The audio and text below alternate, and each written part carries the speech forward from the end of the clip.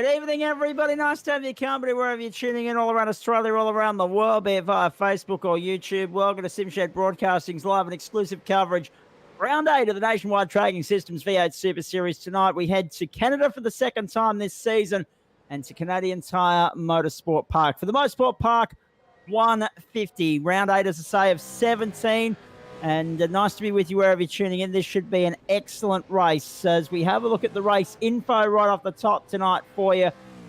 There it is, the circuit, 3.96 kilometres, 38 laps, the race distance, around about 150.48 kilometres. Tonight, the fuel restrictions slightly less, and we'll go into more detail on that in just a moment, 39 litres. 2 pit stops will be the minimum, of course. Should we have safety cars or drivers run into damage or anything like that, expect that to change. But 2 pit stop strategy is what most of these guys will be running to tonight. Fuel burn, I think this would be one of the smallest of the series, 2.75 litres per lap. 2 tyre set limit, the set that they start on, and then 1 set to take during one of their 2 pit stops. The race date is set to the 6th of April, 2021 at 3:10 local time, which if we were running to local time, we'd be with you at the ungodly hour of 5 a.m. in the morning. Thankfully not the case. 26 degrees air temp, 39 on track, wind speed 26 k's an hour, and the winds are heading northerly. Just having a look also, incident penalty points count, or the count rather, kicks in at 19x and then every 9x thereafter. No fast repairs, of course, as you know, within this series. A massive field gathering for what should be a cracking race tonight, and we are looking forward to it immensely. Pit lane speed, incidentally, too, ladies and gentlemen, 56 kilometres an hour. The championship points show and tell the story of what's been an awesome 7 rounds thus far. We've got 3.5 minutes of qualifying left here, so we're a little bit tight for time off the top tonight, but we'll explain why in just a moment. Lasse Leonage, just a 10-point advantage over Cameron Veacock. And then only 40 points then back to Reina Costello. Top 3 separated by 50 points at the moment.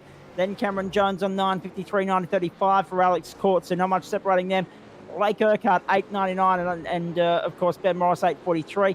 Dean Powell, Lindsay Hobbs and Darren Corwell make up the top 10 at this point in time. But already a fair gap there between first and the rest. In fact, just on 300 points, it'll be 2.98 separating first and 16th. So, I mean, it's interesting to see how stretched it is already, but with 10 rounds to go, that can chop and change a little between now and the end of the season. You might notice, too, the bloke in 30th position, Matt Davis, put a line through him because he's not on track tonight. He's with me in the commentary box, mate. Good evening to you. Hey, a new start time for most of us. We're looking forward to the rest of the season in our new slot of 8:20 p.m. Australian Eastern Standard Time. It was 7:30. It's now being bumped forward, of course, with the end of daylight saving in the civilised and progressive parts of the country, much like your good self. With all drivers seem to be of the opinion that the later start was better. So here we are, 8:20 p.m. Australian Eastern Standard Time, and races now starting at 8:30. So the bottom of the hour on both Tuesday and Wednesday night as well. Good evening to you. This race tonight should be an absolute cracker because Mosport a little bit tight around the back of the circuit in the first half of the lap, but fast and flowing thereafter. And this will sort out the men from the boys, I'm sure. Good evening to you, Zach. And yes, definitely put a line through my name. Unfortunately, had to pull out of full-time driving for the with the boys out of the on track tonight. But to be honest, it's good to be in the booth with you tonight, and also in the booth on Wednesday nights for the Goodyear Auto Care V8 T2E series. So I look forward to it every week. But Mosport Park, the boys are on fire tonight already. We're already seeing 16s put up there in qualifying for Leonage, Jones and Court. So those guys are on an absolute flying lap around here. But 38 laps, it's going to be a long race. Second shortest fuel burn, I believe. I think the shortest one we've had was out at Oran Park, I believe, which soared down to nearly, I think it was about 1.9 litres lap, if I'm correct, or 2.1. Yep, that sounds about right. Yeah, so it's definitely one of the shortest ones. Big fuel restriction, though, for these guys. So 2 stopper for them and only 1 available set of tyres for the race. So they start on 1 set and then they get 1 set when they make one of their 2 pit stops. So Tyre strategy is going to be a big one. It is big tyre use around here as well. Driven this track many of times. I've probably lapped about 600 laps around here. So tyre strategy definitely comes into play, especially sitting in behind other drivers. As you see Scott McCune here on screen trailing the Hydrographics Depot Commodore there. A lot of aero wash coming up off the back straight. Top of 6th gear there. So as we say, a special good evening to the almighty snoozer, Chris Kisby, mate. How are you? I don't know about almighty snoozer, mate. I'm doing very well. Very wet up here in the Sunshine State, I tell you. It's not this wet down in Tasmania. Well, that's very true, Chris Kisby. Good evening to you. And it's interesting that you mentioned that because it's the polar opposite of the name. I've always said that it shouldn't be referred to as the Sunshine State because of, well, several reasons, but now just add water to it as well. Good to have you on board, mate. Great that you're here. Matt Davis alongside us as well tonight. So we're working in threes on a Tuesday night motorsport, wherever you're tuning in across the Simshed Broadcasting Network and Real Sim Racing Australasia as well. Let's talk about qualifying here, boys, because it's quite fascinating. You look down the order, 1:16.8 for Lassif Leonage and Cameron Veacock, 1:16.9 for Alex Court. And you go all the way down the order beyond 22nd, if you don't mind. 24th, 25th, top 25 within a second of each other tonight, which just goes to show. Matt Davis, I'll come to you on this and we'll bring Chris Kisby in for a comment after that.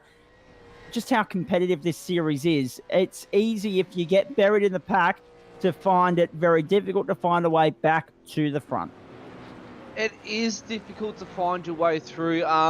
You really prey on the safety cars racing with these guys out on track. You also prey for just good speed in your own car and looking after your own tyres. It is a close-knit field. It is hard to actually get up the front there and battle for the top 10, battle for the top 5, even the podium. The boys really know how to make these cars 3 wide around this track. So to make some spots up, especially in such a tight-knit field, I mean, you go back down into 34th to John Nicola. He's done a 1:18. I think it was a 1:18.3. I just copped a quick glimpse of. So the field really, it's not separated by much. I was going to say, you can tell how long it's been since iRacing scanned the circuit. Look at the American Le Mans Series sticker on the flag top there. That's going back a while. Don't worry about that. Chris Kisby, I'll come to you in a moment for a tip here, but we're going to get the grid up in just a moment here for you, folks. Round 8 of 17, and there are just 10 rounds left, and it's tight at the top. The 2 championship leaders, Lassif Leonage and Cameron Jones, share the front row. True to form, no doubt about that. Alex Court, Nash Davis from row 2, Rana Costello and Cameron Veacock from row 3. Then Sean McNamara and Ben Morris from 4. Darren Caldwell and Simon Vella from 5. Scott McCune and Alan Dawson make up row number 6 as we turn the page. Row 7 is where you'll find Dean Powell and Brian Cooper. Row 8, Michael Angus and Simon Chadwick. Row 9, Jacob Brewer and Robert Crisdale. Row 10, Lindsay Hobbs and Peter Crossingham. Row 11, David Kirby and Blake Urquhart. Row 12, Riley Simons and Wade Michael. And have a look at this field. Isn't it big? We've got 34 lining up tonight. Chris Island and Ben Siren from row 13. Row 14, Chris Barnes and Craig Schultz. Row 15, Tim Mulford and Craig Newell. Steve Vella and Sam Katakazinas from row 16. Daniel Schultz and John Nicolaf make up the field tonight. Lee Davis in the NTS safety car. Been a while since he's got a lap. He'll be hoping that changes tonight, but we won't, because this could be one of the fastest races of the season. Given the times that we've seen in qualifying, we could be around that 50-51 minute mark tonight, so it could be on par with Oran Park and a couple of others. Hey, Chris Kisby, have you got a tip for me, please? Are you going to stick with your usual in the 44? I am going to stick with my usual in the 44. You made a mention of how big the field is, 34. Well, it's only just over, just over half of what was in Bathurst on the weekend. So exactly right. Set for a start. Revs rides, cars roar. 2 Holdens on the front row, round 8 of the championship. Let's get stuck into it. The Motorsport Park 150. Great start, Leonage. Good start, Jones. They fly towards the first corner. Court trying to get down on the inside. Won't be able to because Jones forces the issue on the outside with Leonage and takes the early lead as they head down towards turn 2. Nice conversion off the line from Cameron Jones. puts Leonage back a spot and leads this long contingent of cars down through the back section of the circuit for the first time. Fast and flowing all the way down to turn 4, then it tightens up through 5A and B, and then it opens up again for the rest of the lap. So you've got to make the most of the overtaking opportunities tonight. They are few and far between, and Jones has done that right up the start. We go on board with Leonage. Davis, Costello, Veacock, all up a position, caught down 3 spots to 6th early on. Lap 1 of 38 from Canadian Tire Motorsports Park, the NTS Super Series. It was a clean start there by all tonight, Zach, I must say. It didn't look like there was too many incidents off the start line. Biggest drop so far in the top 10. As you said, though, Alex caught further down the field. Alan Dawson still dropping spots. He's down now 8 positions. But the biggest mover off the start line is Benjamin Siren, up 5 positions into 21st. So not too much moving around in the pack just yet. They're still trying to sort each other out. Rainer Costello really trying to put the heat on, trying to make up some positions to get up to the front there, putting the heat on Ash Davis there. But it'll be interesting to see what Leonage does here. Cameron Jones is trying to make up some lost ground in the championship. So if Laz can put the heat on Jones and try to get him to fall back some positions, it might save his championship lead there. Alan Dawson down 7 spots, Ben Siren up 6, and Chris Island up 4 there, 19th, 20th, and 21st, respectively. Big loser was Simon Chadwick. He had an off-track excursion from 16th back down to 26th, so plenty of hard work ahead of him tonight. And Blake Urquhart also lost 11 positions, but we didn't see what happened to him. And Joe Nicolau makes up the field as he usually does here in the NTS Super Series. They head onto the back straight for the second time. Jones, Leonage, and Davis, the top 3. Nice start from Davis. Good start also from Rainer Costello. Costello probably needs to make light work of Davis here if he's to get out after Leonage and Jones. And remember, it's that top 3, 3 of the top 4 rather, Jones, Leonage, and Costello, that are separated by just 50 points in the championship at the moment. They are 1, 2, and 3, and Costello flying the flag for the Fords at the moment as they head through. That is Simon Vella in 11th position, all over the back of Scott McCune, and under serious pressure from Dean Powers. They come back onto the main straight, and already 2 laps gone in Canada. Here's me, your thoughts thus far. What have you made of it so far, mate? Cameron Veacock, fastest lap of the race, 1:16.99. Yes, it's been a pretty clean start. I've heard over the radio they're looking at something there. I'll keep you posted on that as it comes through, and we'll give you some live information. But, what a start. Every single week I come here and I think, wow, these guys, they're just turning it on for the people that are watching. It's if I know one of my races, it'd be absolute carnage on the first lap. But these guys keep it together. They don't go for their sheep station the first couple of laps, from what I've noticed, and hence the reason that they're not getting any safety cars. So they're giving respect. They're watching what the others are doing. They're figuring out where the safest place to pass it, and that results in good, clean, hard-fought racing. Now have a look at this. Rainer Costello is found away by Ash Davis. Rainer is 3rd and out after Leonage right now. I was doing the sums just before we came on air here, folks.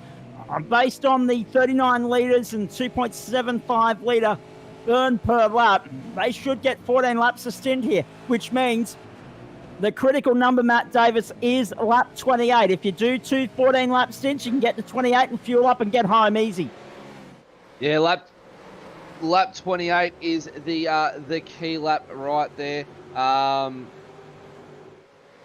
just quickly having a look at my timing sheet as it's playing. Have a shuffle round, I should say, if I can get my words out correctly. Lap 28 is the key one there. As we got Veacock up the inside of Ash Davis through the double apex hairpin out onto the back straight. Does Ash Davis slot in behind him under that wing, get that slipstream up the back straight and try and make a move up on the inside as they go to the top of 6th gear.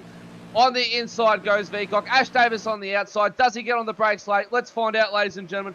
Hard on the brakes they go, and Ash Davis makes the move around the outside of Cameron Veacock. Absolutely spectacular move. Back to what I was saying, if I can get it, there's just so much action so early on in the race here, Zach and Chris. It's out of control. Lap 28 is the critical one, but the undercut is going to come in? Does someone try and get in for a shorter pit stop earlier on? Maybe take tyres early on?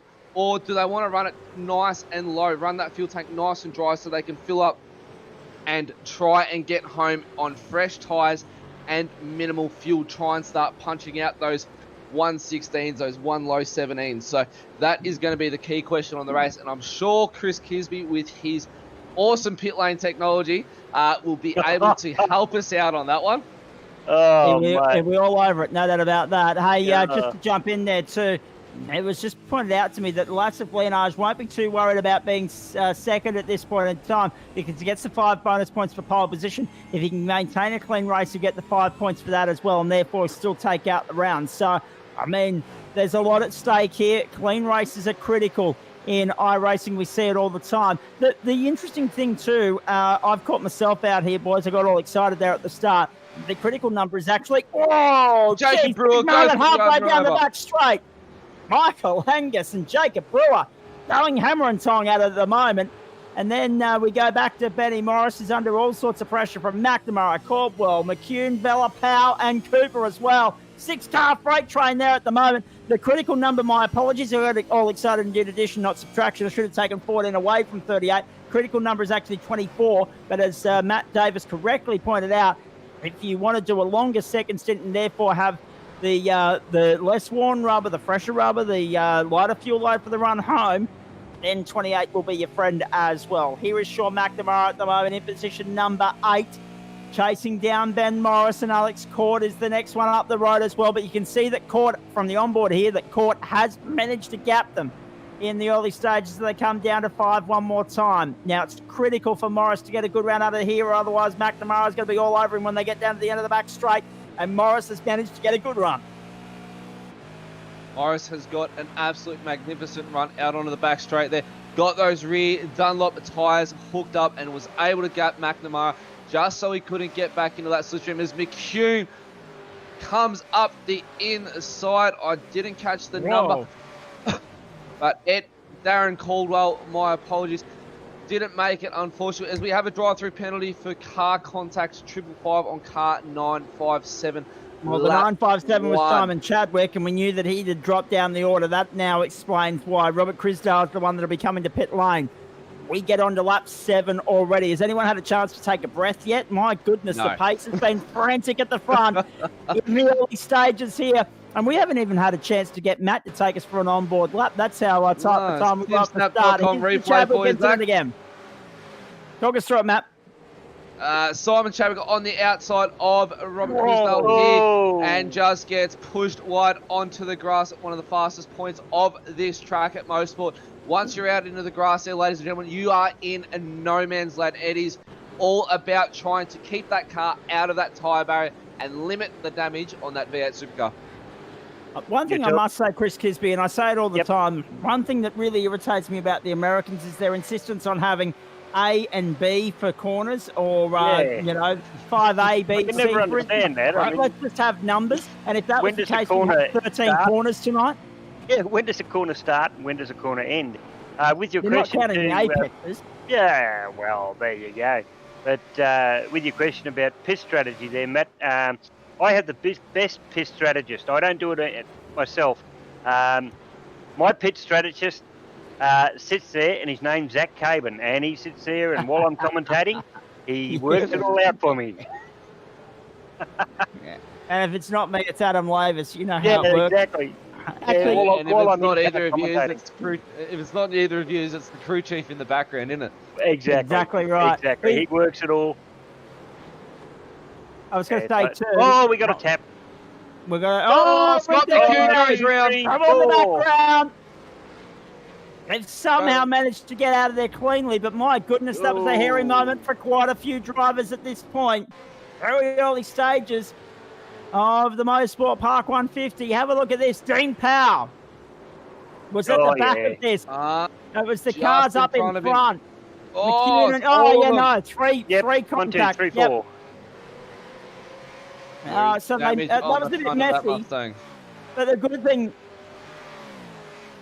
good thing for them boys is alternately they could go, and I just want to flout this idea, they could go the alternate strategy and come in at lap 10 and do 2 14-lappers. Yes. That way they can come and get their damage sorted and get back out there. But given that there's no fast repairs, one thing that they will be screaming for now is a safety car at some point here, and that may not work in their favour based on what we've seen thus far.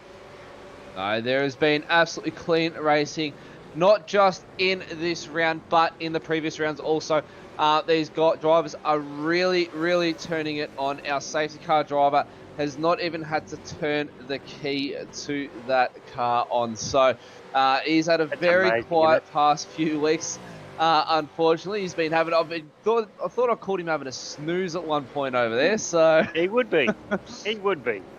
I'm actually wondering whether he still gets a paycheck if he's turning up and not doing any work.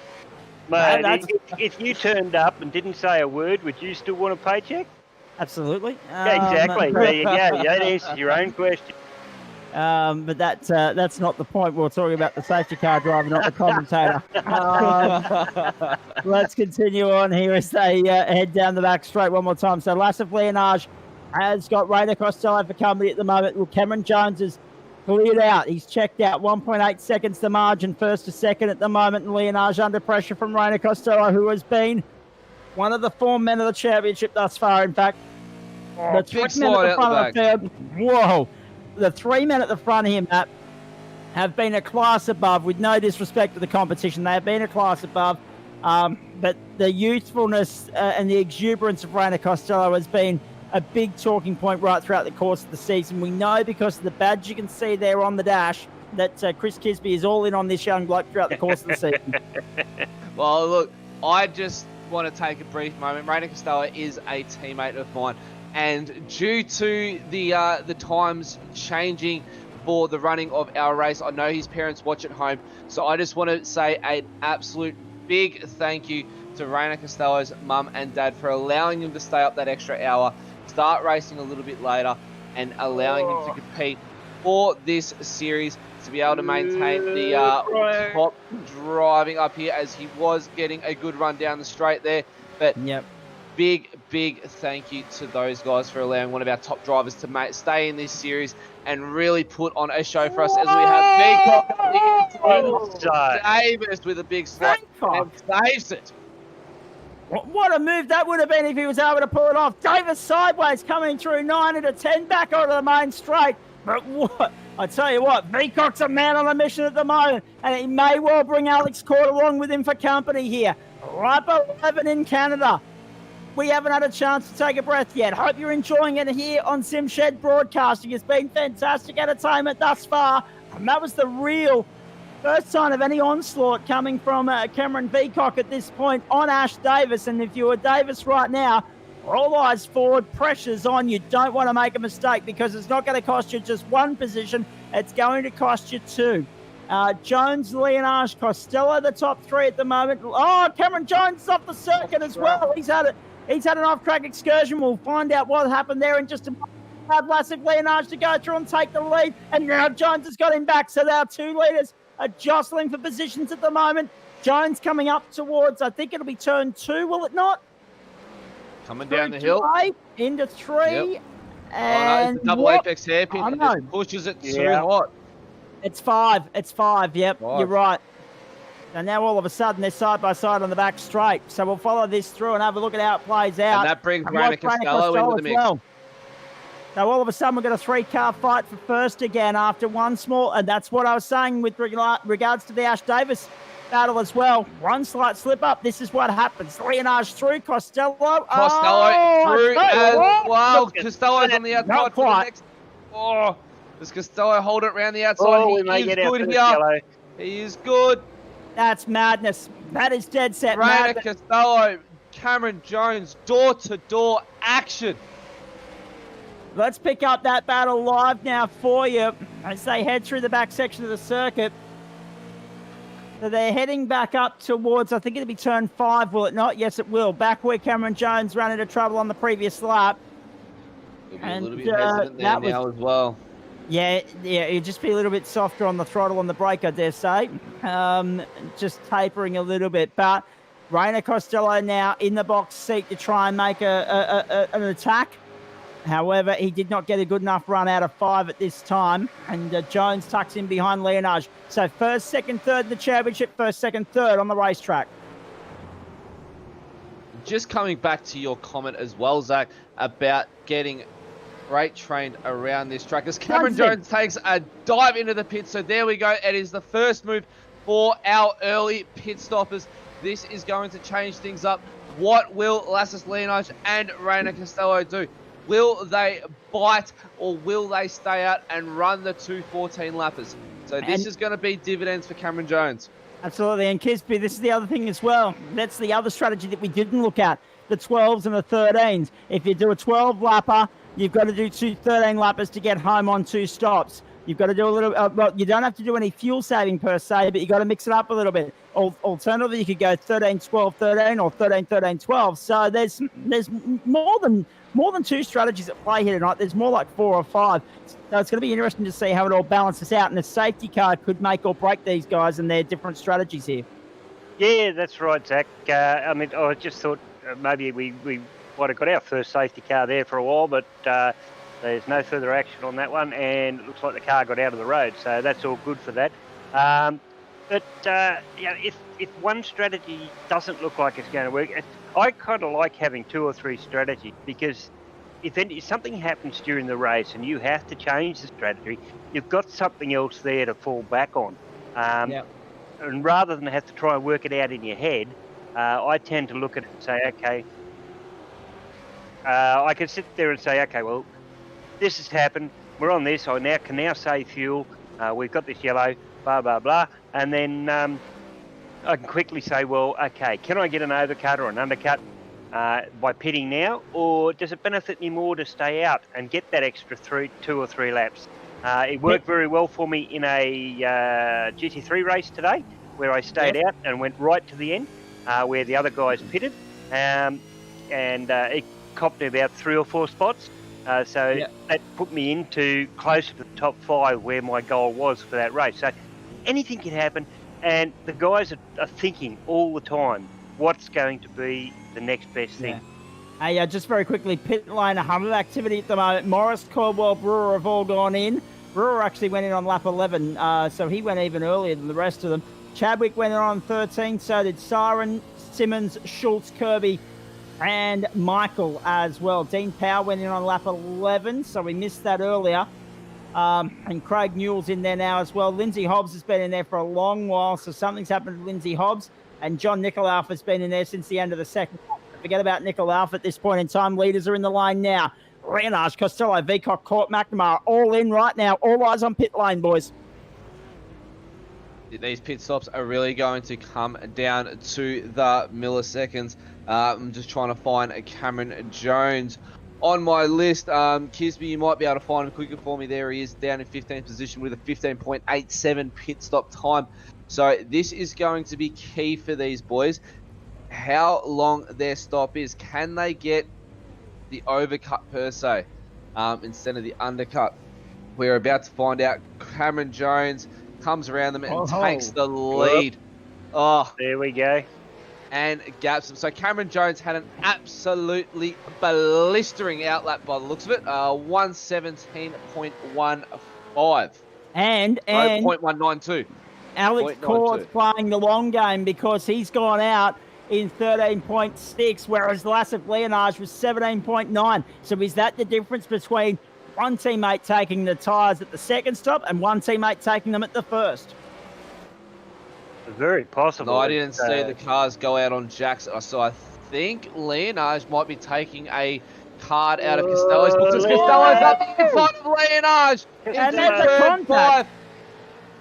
Little bit of push and shove. Little bit. But it is a drag race down the back straight between Leonage and Costello. Zach, I'll let you do your talking, mate, because you're good with this bit for the drag race. Costello's got it at the moment. Leonage fancies a chance as he comes down on the inside, but then he yields. He ran out of time here, ran out of room. The door was shut by Costello firmly there at that point in time. Vella now into the lane, so Vella got 15 laps out of his stint. A little bit of fuel saving there from Simon Vella. Nicely done. Jones caught Costello. Leonage caught the big mover in this race right now, and 3.4 seconds the advantage from Jones back to Court. So the undercut has worked for the 190 to the nth degree right here. Lap 16 at 38. Oh, anyone's guess what plays out from this point. It's been cracking so far. And at this point, now that we have got Leonage following Costello, Matty, I might get you to do what you do best, mate, and take us for a lap around Canadian Tire Motorsport Park. We haven't had a chance to do that yet this evening. Been quite a few months since I've done it. As well, I might just stay with the action for a second because Leonage has got an absolute amazing run down the back straight. It is a drag race side by side, Leonage and Costello, and he's got the inside, but Rainer Costello is all commitment. He can run that car around the outside, but he plays it smart. He lets Leonage go. So I reckon now JP might be able to go on. We can get an actual onboard from the driver's seat. Get the viewers at home to really see what it's like to go around here. As you come down turn one, about 170 km an hour in fourth gear. Pluck the gears up into fifth as you reach the top, and then back down into fourth as you come through here at about 180 km an hour. Dips down to the left here, hug it nice and tight, let it run right out wide, if I can get my words out correctly. Right down to third gear, about 130 km an hour, and let her just slide out nice and wide to the left there. Try not to pick up too much wheel spin. Try and straighten that car off. Really throw it in here. Run it down the hill and get laid on the brakes. Use the uphill here as a braking advantage. Right down into the slowest corner at 70 k's an hour. Second gear. Pluck the gears up the back straight. Catch your breath, as we all need to do in the commentary booth here, because it is action-packed. Cameron Jones, though, 3.5 seconds out in the lead. So he does, or sorry, should I say 4.2 seconds out in the lead. So he doesn't need to catch his breath. Up into sixth gear, 260 k an hour. Feed it back down into fourth. Really trail the brake right in here. Fourth gear, flick it down into third. Trail brake again. Round to the left, hold it tight to the left, and then flick it right to get out onto the main straight and complete a lap at Motorsport Park. Very nicely done, Matt Davis. I've got a message here from our marvellous director in JP. The question coming in from him, and I'll get Matt and Chris to discuss this, given the time difference here, 15.8 for Jones, 13.6 for Court, 17.9 for Lassif, 17.6 for Rayner. Do we reckon that's now going to result in Lassif and Rayner having a quicker second stop if they have taken tyres in the first stop? And that's a big if, because we did not get a good enough look at it. Well, they didn't. Well, what I saw, and I think, Kisby, you might be able to back me up on this one, mate. I didn't actually see Leonage and Costello go up on Jack. So I think Cameron Jones may have done a little bit of a short fuel by a couple seconds. Alex Court, obviously, with the 13.6, Kisby. Definitely a big short fuel on that one. But the big talking point here, Chris, will be Leonage and Costello. That looks like, to me, a little bit of fuel saving from Costello being in the slipstream with a shorter pit stop, and that is full to the brim for Leonage and Costello. So, Kisby, what's that going to mean for the later pit stops? The later pit stop, if they haven't taken tyres, it means that their tyres are feeling pretty good on this track. Now, I don't know about you, but I'm pretty sure you've done this track a few times. I've done it a couple of times, but I find it very, very slippery on this particular track, especially if you get off that black line. And it's with a hot track as well, don't forget. Yeah.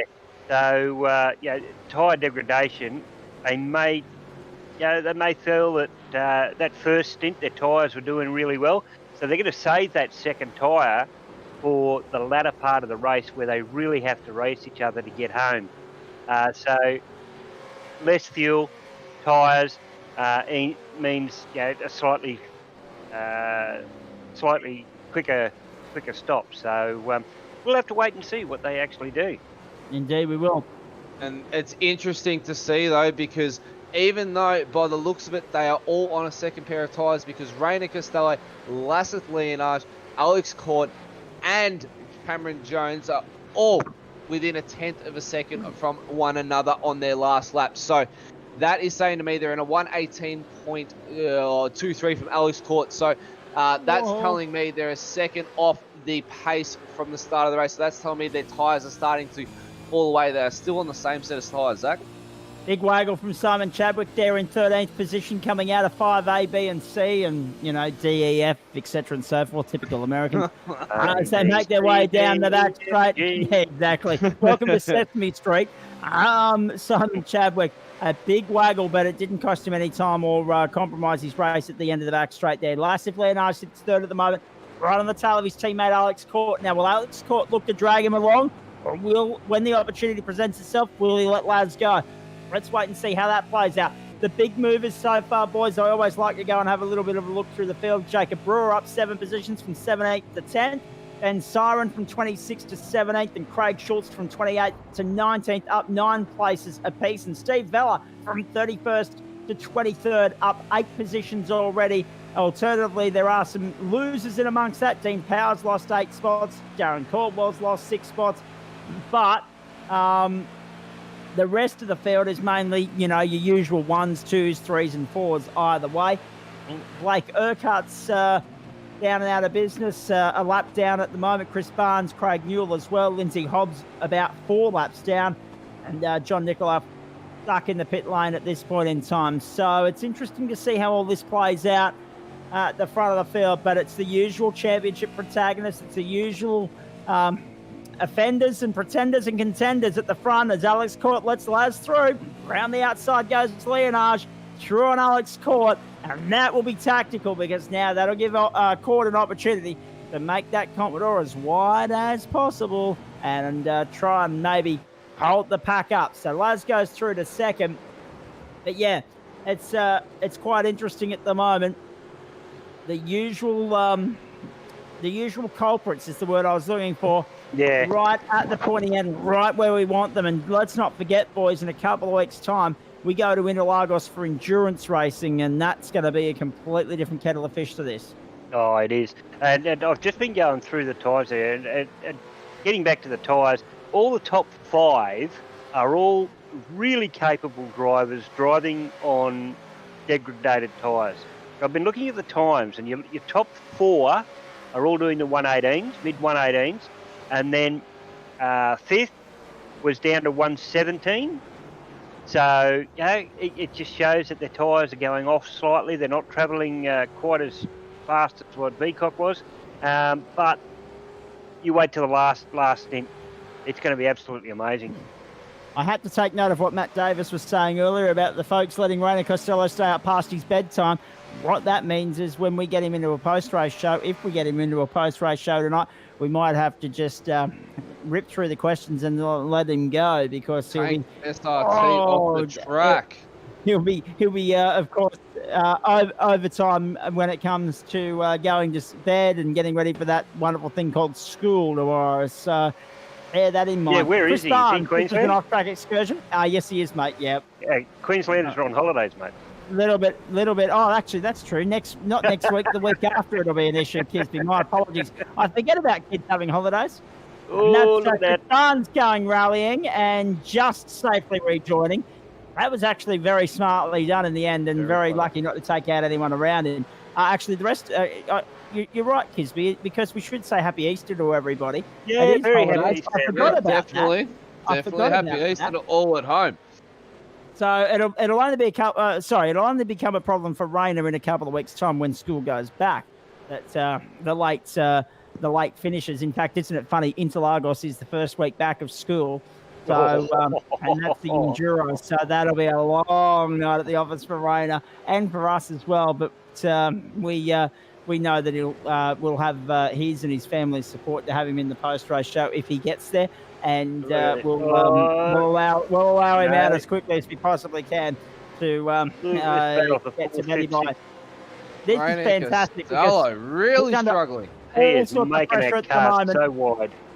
Veacock's there, and then in behind him, Morris and McNamara as well. So a 4-car fight for position number 4 at the moment as we get back to the task at hand rather than worrying about the youthfulness of the field. Jones, Leonage, and Court the top 3. Morris all over the back of Veacock there, who's all over the back of Costello. They're all under pressure from Sean McNamara as well. Onto the back straight one more time. Lap 23 already. So when are we looking at the next pit stop? We are looking now. Yeah, now we're it in would that, be roughly not, the next pit stop. We're in that window. not this Where- lap, next lap. The end of 24 is the window because you've got to get 14 laps out of that fuel tank. Okay. Dave, you might be able to get 15, but I wouldn't want to be risking it at this late in the race. Yeah, unfortunately, being at Dad's place, I don't have all my live time. You know who's in the inside? Whoa. So Jones sits there at the moment as a clear and comfortable leader, 4 seconds to Leonage. Court sits back there in third, remembering, of course, Leonage still wins the round if he gets a clean race tonight, and, of course, he gets the 5 bonus points for pole position. There is Sean McNamara in a little bit of... Is this a little bit of trouble for him? No, it's Benny Morris going through on the Morris inside up the inside. Veacock and McNamara going with him, so they teamed up. They did the double. And Veacock back to 7th now. Going back to what you were saying, Zach, about a clean run for Leonard, he will not be getting that, unfortunately, I don't think, because of the contact that Rainer Costello and him had at turn 5 and 6 there. So there was a little bit of bump and grind, which would have cost him a couple of penalty points there. So I'm not sure I say penalty points, but a couple X's. So definitely won't be a clean run for him. So if he can get into second, he might be able to tie for the round win. That's as I just got confirmation in my ear, and it all depends on how iRacing picks it up. How good's this been so far? Right, 24 or 38. Let's Laz and Court in the lane. Leonage and Court in the lane. Car 85 is going to cop a drive-through penalty as well for contact on the 079. 85 is, of course, Tim Mulford. So he's coming to pit lane with a drive-through. I was just about to say let's crank up the volume, but let's not do that because we've got cars on pit lane. Leonage, Court, Brewer, all in right now. Leonage and Court fueling to the end of the race. And that would probably suggest they are taking tyres now. So Leonage is out in 12.9 and Court's out in 18.1. So, oh, geez. I hate to suggest it, but that has Laz short fueled, or alternatively, has he saved fuel in that second stint to give himself a shorter fuel run on the way home? We wait and see. If he fuel saved in the second stint, fuel. Rainer's coming in. Absolutely. So, but also one thing worth noting too, Matt, is that if he fueled up in the first stint all the way to the top, he wouldn't have had to fuel up all the way in the second stop because it's only been a 10-lap run for him. So I'm not sure exactly what number he's flying out here. McNamara and Costello into the pits. There we go. Jones spins coming into the pits. He's done a David Coulthard. What's happened to Jones? He's now in the lane, but oh my goodness me. What a game changer as far as this race is concerned. The SimSnap iRacing.com replay will show it for you. Jones has come into the lane and overcooked it. Bang! Oh, bang into the tyre barrier. And that is going to cost him time repairing a damaged car as well. Game changer because one of our race contenders is out of business. Unbelievable. Not stationary long enough. Oh, as he almost cleans up Ash Davis as well. Wow. Talk about a game changer. News. Big news. But in saying that, Rainer Costello out of the pits in 15.5 seconds. So that again is longer than Laz. So has Laz short fueled, or has Laz managed to save enough fuel being behind Alex Court? Is he able to save enough fuel behind Alex Court, Kisby, and Zach to be able to short fuel himself? Yeah. Well, that's the thing. My guess is, and remember, he went longer than most people on the first round of 17.9 seconds. So my guess is that he fueled for a full run second stop, and then has only fueled for a short run third stop. So in what I'm saying is he's taken on 14 laps worth of fuel for a 10-lap run, and now he's only had to take on 10 to get him back to 14 for the third run. Add that to the tyres, well, yeah, it's going to be interesting to see how that plays out. But I think, knowing Laz, I don't think he will have ballsed this up, so to speak. As Yeah, our Raina new was race up Moss leader. out of the lane, Vella and Siren in the lane, so too Riley Simons and Steve Vella. The pit lane very busy right now. Scott McCune now actually the race leader at the moment. So Lassif Leonage 5 seconds clear of Alex Court playing the strategy game. Was a Goodyear Auto Care car that had a little bit of a smoke show down at turn 6 there for you. Coming onto the back straight, car 85. All right. Let's have a look. 85, of course, was the car that came in for a drive-through. Tim Mulford only a short while ago. There we So go. let's, at that point in time, ladies and gentlemen, we're going to go back to Lassif Leonage as our leaders come into the lane. Here's Scott McCune's into for his final stop. We're riding on board with Lassif Leonage here. Wade Michael, Tim Mulford, both in the pit lane now as well. Leonage is going to sweep around, take the lead, and we're going to crank up the volume for the first time tonight. We haven't had a chance to yet, and see what it sounds like from the cockpit of Lassif Leonage around Mosport.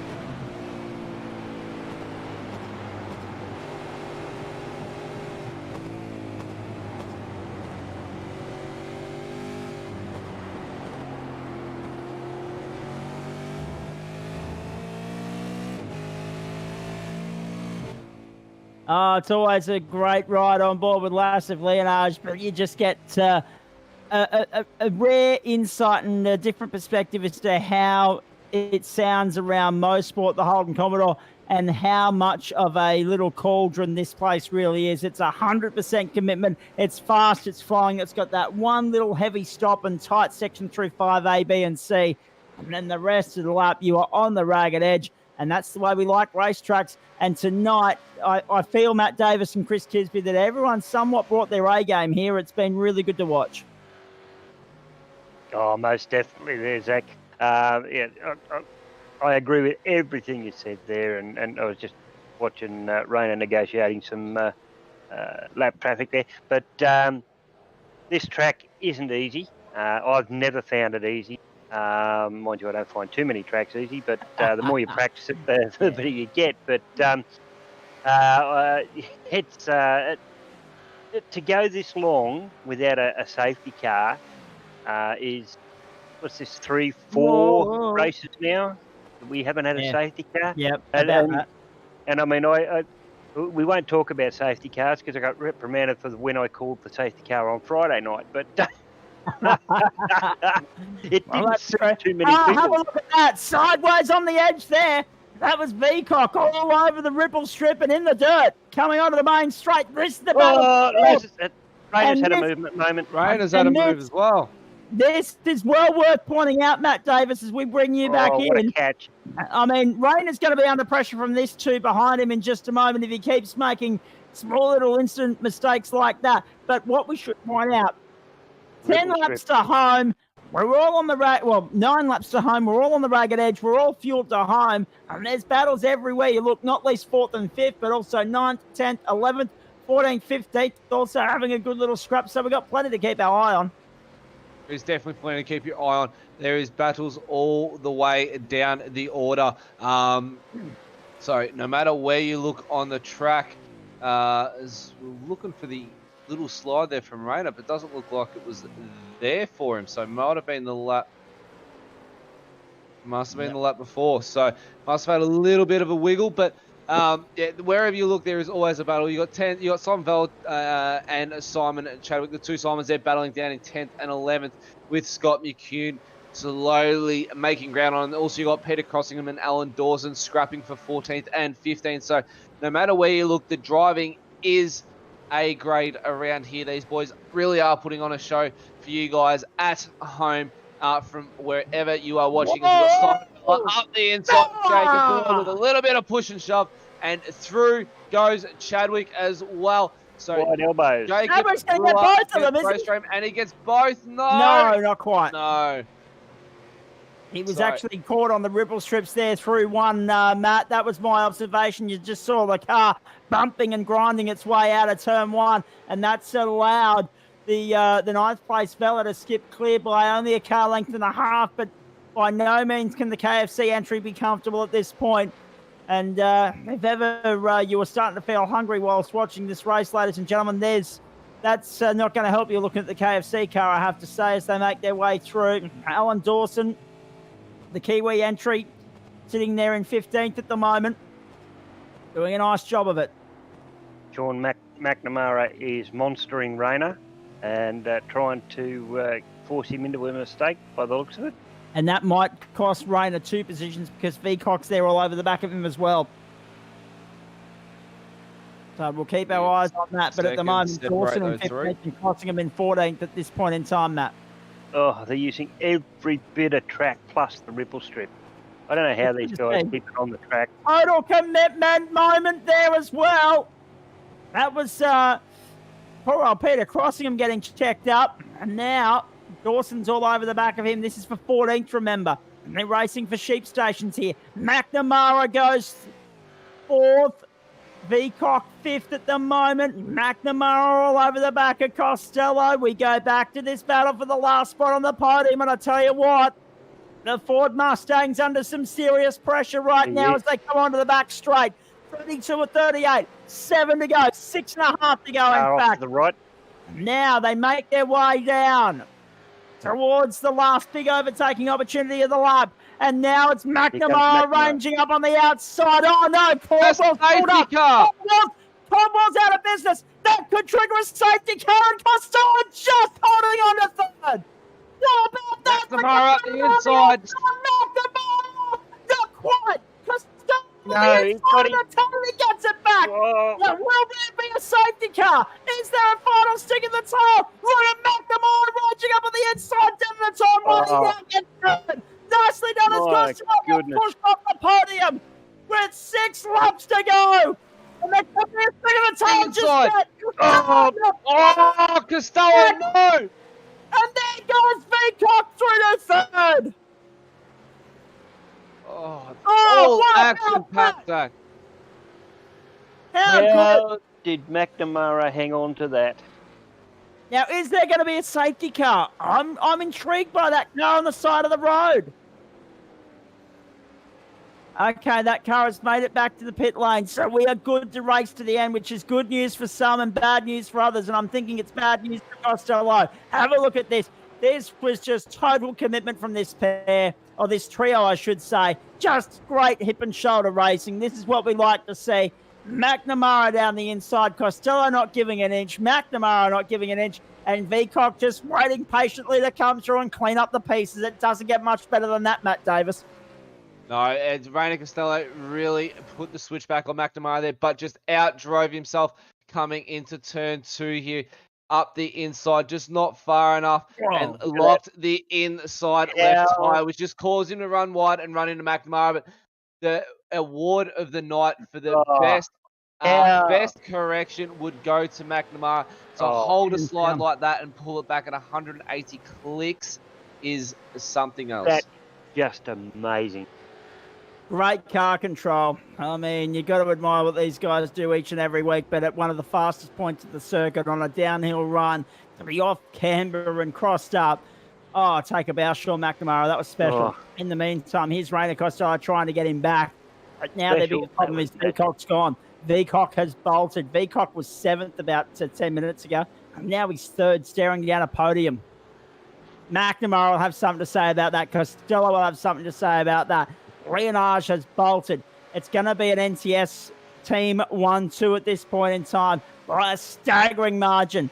It's 8 seconds from Leonage back to Veacock, and Court is in the middle of that, 5 seconds down the road. Leonage in complete control if the fuel saving works. And he has definitely got plenty of time to fuel save here, Zach and Chris. He has got a 5-second gap back to his teammate, Alex Court, in second. So if he is running a little bit light on fuel, he will be able to fuel save. But it doesn't look like it. He is still running 1:18.09 was his last lap to a 1:18.5 to Court. So he is doing an exceptional job to fuel save as well as run a quick lap time. So Leonage really has put in the hours this week around Motorsport to get in that fuel saving and really dial in that ZB Commodore. So, Matt, being the senior driver here, just explain to the viewers how you, what you mean about fuel saving, and what are the drivers actually doing to get that fuel save? Chris, that's a blimey good question. That is a really good question, actually. Don't tell me you don't know.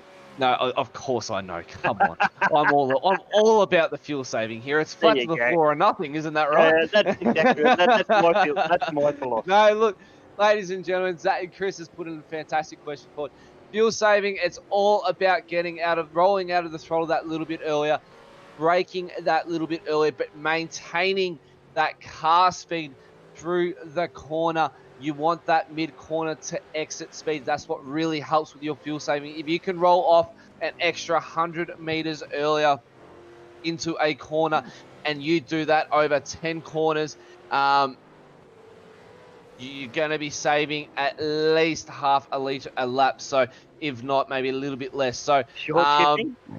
Short shifting does help, but around here, there is a lot of parts of the track where you are flat to the board. So short shifting will help, but you've still got that throttle body wide open. And even with the short shifting, that doesn't help. You'll be labouring the car a lot more, which means you'll be using just that little bit more fuel. 3 laps to go. Jones on the fight back here, all over the back of Simon Chadwick. They've got Jacob Brewer for company as well. Jones fighting back after his own mistake going into pit lane. I still don't know how that happened. We'd have to have a chat with him to find out. But this is a game changer as far as the championship is concerned because he was in contention there. Oh, I tell you what, that was tight. That was close. Wow. We've lost Matt Davis for the moment. We'll hopefully get him back.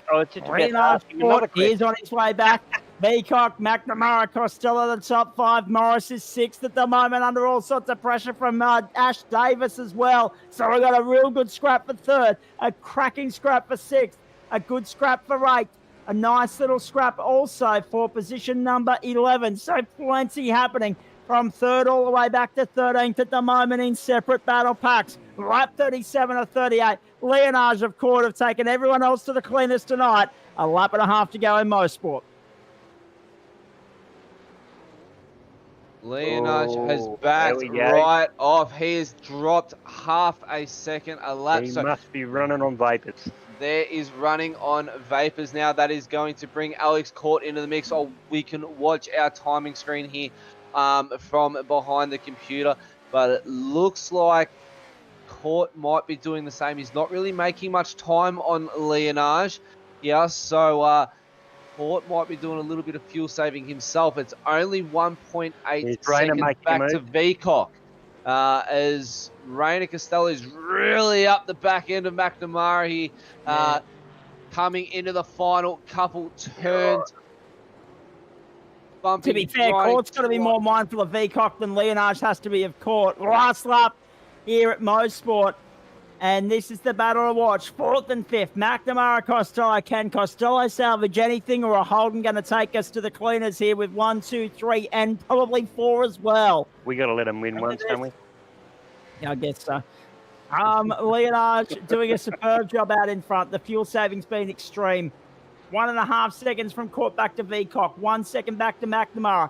McNamara's got Costello for company, and Costello really needs a good run out of 5A, B, and C. If he's any chance of finding a way by McNamara here, In the final go. lap of this race, Ben Morris and Ash Braking Davis also still arguing over the same piece of real estate. Costello, I mean, that was total commitment from him, but I don't think it's going to amount to anything as they head down the back straight for the last time. In the meantime, let's watch this guy. Let's bring him home because this has Well just done, been Lass. pure class from Lassif Leonage. This is why he wears the number 1 in the NCS Super Series. There is no doubt about that. Last couple of corners, the checkered flag is waiting for him, and Lassif Leonage takes another win in the NCS Super Series. The Motorsport Park 150 goes to the number 1. Well done. Fantastic Alex Court will drive. come home second, about 4.5 the margin in the end. Vicock third, McNamara and Costello 4 and 5. And we wait and see because this isn't over. These guys need to limp it back to pit lane as per series regulations. They need to fuel save all the way back to the line. Costello and Morris make up 5 and 6. Ash Davis will come home in 7th. Although Ash Davis dropped significantly off the back of Benny Morris there in the closing lap. Simon Chadwick, Jacob Brewer 8th and 9th. And Cameron Jones dropped to 10th in the closing stages. So a difficult night at the office for one of our championship contenders. That helps Raider Costello out, but that man continues to draw clear.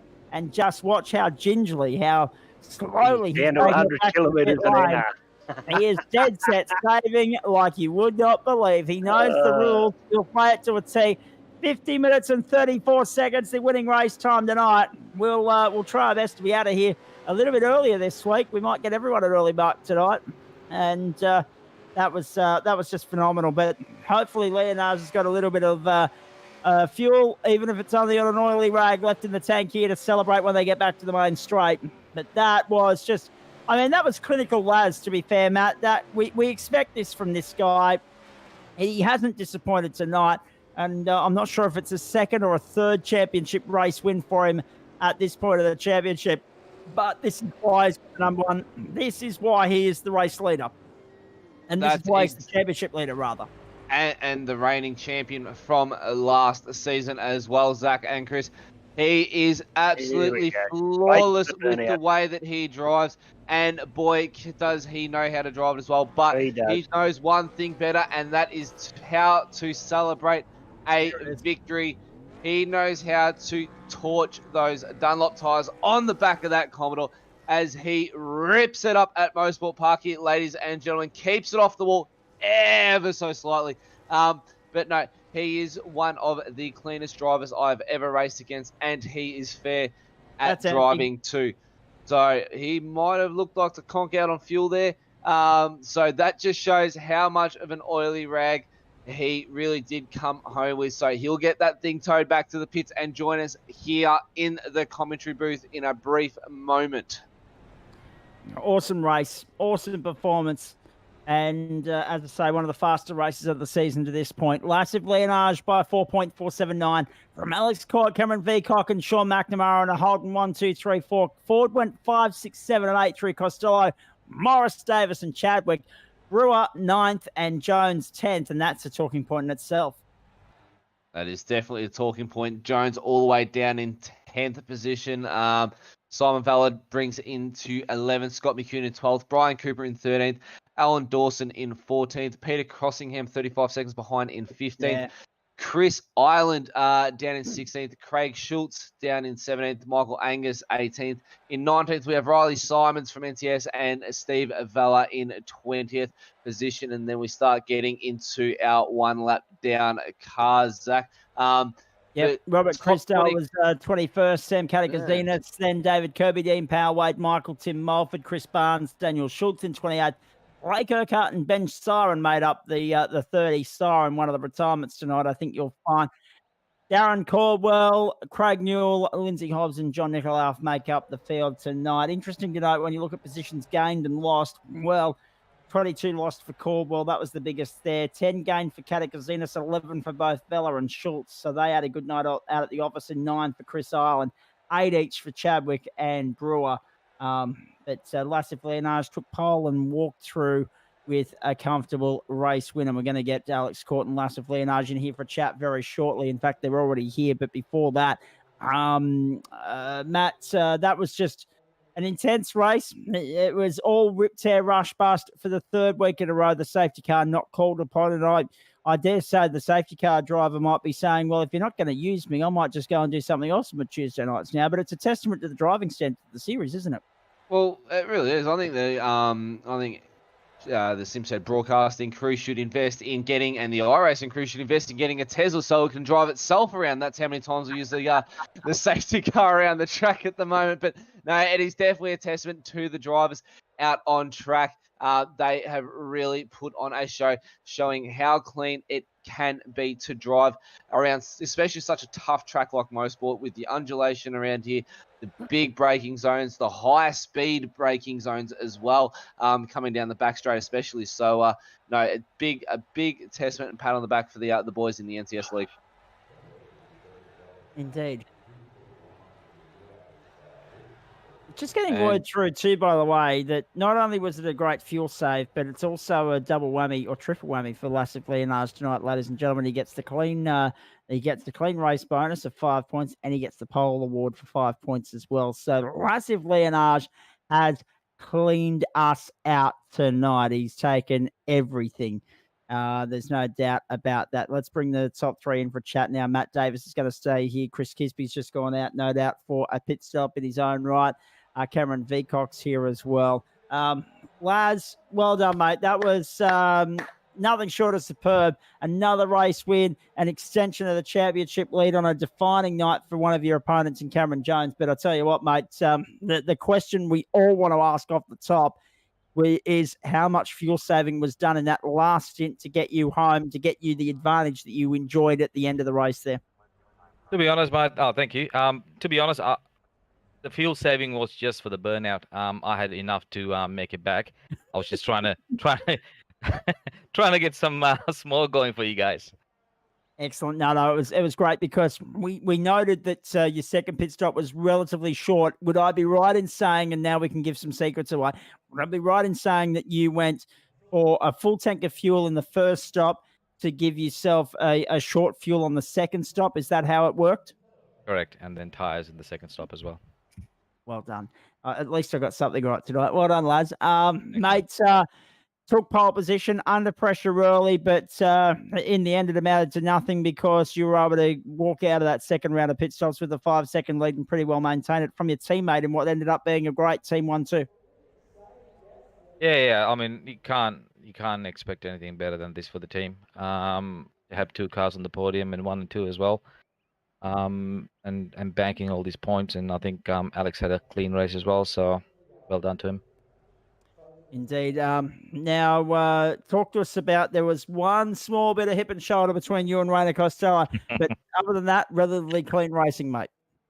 Yeah, just a little bit of rubbing. I'm glad I didn't get an incident for that one, but I think we got off easy with that one. But yeah. Other than that, a lot of respect. Good racing. Indeed it was. We'll bring your teammate in shortly as well, in Alex Court. Here's a replay of the start for you, folks. Obviously, this is a circuit that agrees with your lads, and the fast-flowing nature of it made for a very quick race, didn't it? Yeah, definitely. I like these kind of tracks. A bit of undulation and tricky braking zones and things like that. I knew Colley's going to be quite close, looking at the talent we have, and indeed it was. So hats off to the guys who put in a good show. It's been good fun. There's plenty to look forward to as far as the championship's concerned. New venue next week, and of course in Enduro the week after. I'll get your thoughts on that in just a moment. In the meantime, let's bring in your teammate Alex Court. That was a relatively uneventful night at the office for you, mate, if I do say so myself. I mean, a clean first stint. You were somewhat down the order a little bit. You fought your way back through with good strategy play, and you and the teammate bring up a 1-2 here. I mean, there's a notable difference between you two in terms of outright pace, but it's your second 1-2 of the season. You've got to be happy to have this guy as a teammate and happy with how you performed yourself tonight as well. Yeah, absolutely. First of all, credit to Laz on the win, Cam on third place. I needed that. If you could see me now, I'm smiling from the corner of the room to the other corner of the room. I'm just so happy. I was Yep. going to say, Alex, it hasn't been the easiest couple of weeks, mate, but in terms of a leg up as far as confidence is concerned, as far as gaining some momentum for the next 9 races that follow, this is, as you say, this is the one you needed. 100%. Yep. Couldn't do it without Laz. Setups on point. Me and him drive very similar, so makes setting up the car very easy. And also thanks to my spotter Aaron Hayden for helping with strategy tonight. Really paid off. Indeed, it did. Hey, talk us through the opening 2 stints, please, because you two both pitted on the same lap in the second stint, but I think there was a little bit of discrepancy with the first stint. I think you pitted earlier than Laz did, or vice versa. What was going through your mind in the first stint, please? Because it wasn't the greatest start. You ended up buried in the pack and had to fight your way back through from, I think, if memory serves, it was 6th. Yeah, so with the start, I got a good launch, and then I think turn 3, I think it was, I ran a little bit hot and ran wide, so I dropped 3 or 4 positions. So then it was basically just head down, bum up. Aaron called me in and he said we're going to short fuel. So yeah, and then jumped a few of the guys in the stop, and Laz called up to me, and he had too much pace to catch me. And at the time, I didn't think he was on the same strategy, but he ended up hitting at the same time for the second stop. Yeah, exactly right. We didn't think he was on the same strategy either, mate. He threw all of us a dummy tonight. Hey, Matt Davis is still here. Any questions you want to throw the way of these two before we bring Cameron Veacock into the discussion? I'm glad I'm not up against these guys because I'd be asking them to slow down every week. Boys, congratulations again on your second 1-2 finish. I believe the other one was out at Oran Park. Laz, I was really concerned with your pit times in the end there. I saw a big difference between you and Alex. I think there was a good 3 or 4 seconds, if memory serves me right there, Zach, on the board. So there was a big difference. So we weren't too sure if you're going to make it. But no, look, no real questions for you guys. Alex, mate, obviously congratulations on getting up there again. It's obviously going to be a big confidence booster leading into next week, and especially the endurance round the week after that. But no real questions for the boys, unfortunately, Zach.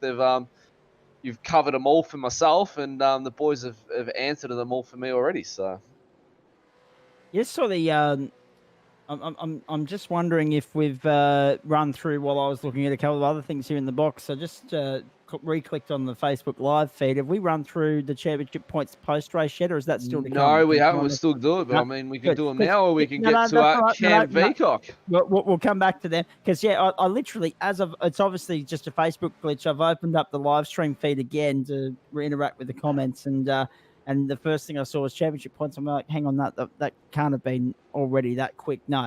All good. All right, excuse that glitch at my end, ladies and gentlemen. Cameron Veacock, let's bring you in. That's got to be a satisfying result for you, considering that at the 3-4 laps to go mark, you were sitting there in position number 5. You inherited 3rd because you did the double up on Sean McNamara and Rainer Costello, and then you went on with it. But at the same time, it's got to be disappointing because of what happened to Cameron Jones, who was in such a commanding position going into that second round of pit stops. Yeah, look, it was unfortunate for Sean and Rainer to come together when they did, because it just opened the door for me to come down the inside. The incident with Cam Jones, I think he nipped the brake, and the thing on the downshift, it didn't actually downshift. It went straight and just kept pushing into the tyre wall. And that actually threw my strategy out because I knew he was going in the lane, and I didn't know whether he was going to be blocking the lane or not. So I had to go an extra lap, which obviously put my whole strategy out of play. So, look, it's a bit unfortunate, but we battled on. Very unfortunate, but as you say, you soldiered on and you brought it home in position number 3. You had the best seat in the house at the closing stages, watching that battle between McNamara and Costello. Tell us about it.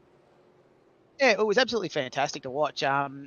I made a mistake at one point, and the boys got past me, and then I was just sitting there as a passenger. I was just waiting to see what was going to unfold, and Rainer was getting very racy with Sean, so I just waited and bite my time, and I thought, I hope they don't come together, but if they do, I'm just going to have to capitalise on. Yeah, indeed, and I guess the other thing as well, the big talking point of the evening was tyres. I'll bring all three of you in on this. Where did we go with? Was it? Laz said second stop. Alex, did you go second stop or first stop for tyres, mate? Second stop. What about you, Cameron? Same second stop. The tyres actually felt really good for the entire first stint, so the lap times were really consistent all the way through. So. Matt, I don't want to speculate, and I'm not sure. And Rainer, I know, is tuning in, so he might mention this in the end in one of our chat threads here. But it would appear as though he was struggling on tyres at the end, so it leaves me to be the skeptic among us and wonder whether he took tyres first up rather than second up. I'm pretty sure I'll be able to message him to find out actually and get back to you on that one. But I think, as much as Rainer loves motorsport, I think the car and the setup just wasn't working for him tonight. I think the tyres just burnt too quick with how racy he was. I know he's a very racy racer. He can look after those tyres though, but I just think the setup just really didn't gel with him tonight. Couple slides here and there, especially a few locks on the inside, inside left and inside right there, maybe even a pinch of the rears. So that'll really, really deteriorate your tyres quickly in such a high-speed race. Indeed it will. Well, let's continue the discussion here. It's 20 to 10 Australian Eastern Standard Time. Remembering, folks, that we are on air later for those of you that are joining us in Queensland and the Northern Territory and Western Australia and what we have been in recent weeks, because we've gone into Australian Eastern Standard Time now across the rest of the country as well. And all drivers voted for the latest start. So we are going to be with you from 8:20 p.m. Australian Eastern Standard Time across the rest of the championship on both Tuesdays and Wednesdays. It was previously 8:30 Eastern Daylight Time, 7:30 Australian Eastern Standard Time. So just make a note of that going forward. Again, the world doesn't revolve around Queensland, as proven by this tonight. Don't worry about that. I think Queensland's just more backwards, mate. Don't get me started, because I've got so much ammo in that regard to say that yes, I agree with this statement 100%. I want to actually just make a quick mention as well, mate. As we can't really see due to the replay, but we actually still have Simon Chadwick out on track, trying to make it home to the pits, doing 2 kilometers an hour out on track. So just for the viewers at home, we can't see the track. Simon Chadwick is still out on track, making it home on fuel. I believe he's doing the old starter motor trick and cranking over the car and just letting it roll. So it's playing the struggle town race. They're all the way back to the pits. Oh wow! And we know that there are penalties associated with not making it back to pit lane. He crossed the finish line. He just wasn't able to get back to pit lane. So, yeah, wow. What an extraordinary development that is at this point in time. Chadwick had a great run tonight, up 8 positions. Most positions gained of anyone inside the top 10, except for Jacob Brewer, who was right behind him in 9th and also had 8 positions gained, as opposed to Cameron Jones, who had 8 positions lost. Cameron, I'll go to you. Motorsport. Challenging circuit because of how much it takes out of drivers and commentators alike. A lot of time at high speed, except for that run around 5A, B, and C. You know, the alphabet section of the circuit. Hey, there's our updated broadcast times and calendars and everything else, which we'll get to in just a moment for you folks. But Cameron, how do you prepare for a circuit like this? Because there's no, as we saw tonight, there's no real margin for error. There's limited genuine overtaking opportunities. You've got to be committed when you do go for an overtake. 100% right. This track is a very, very big trail braking track. So if you're running a very, very high rear bias, low rear bias, you got to be careful where you actually try and dive down the inside, because otherwise you're going to snap the rear around. But I've actually spent a week out of the sim, so I haven't done any laps here. So this is the first laps I've done tonight. So in other words, you've pulled off a fluky trick and come in, just hit the gas, got going, got up to speed in the half-hour qualifying session, and then bang, turned into a third result. That's a pass mark and a half for you, I'd say. In fact, that's probably closer to a distinction. Oh, look, definitely. I did a whole lot of laps here about a couple of weeks back. So I thought I probably should spend some time with the missus, considering we're both off and we're both shift workers. So I figured put some in the good books for her a change and spend some time with her. Laz, Alex, how much preparation went in for you guys into this round, please? Well, we put in a bit of work, especially around the setup. I wanted to get the setup just right so we don't chew up the tires and try and save fuel at the same time. So it worked out quite well. Yeah, Indeed. I put in almost 10 hours this week, so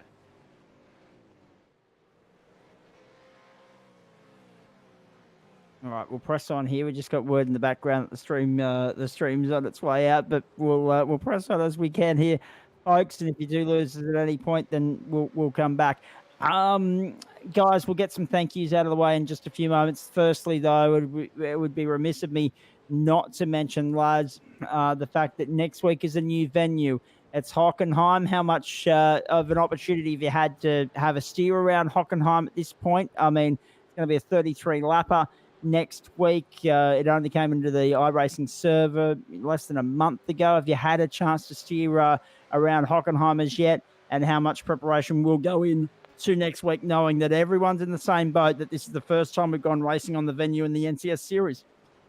To be honest, I haven't even downloaded the track yet, so I've got some work to do in the next couple of days.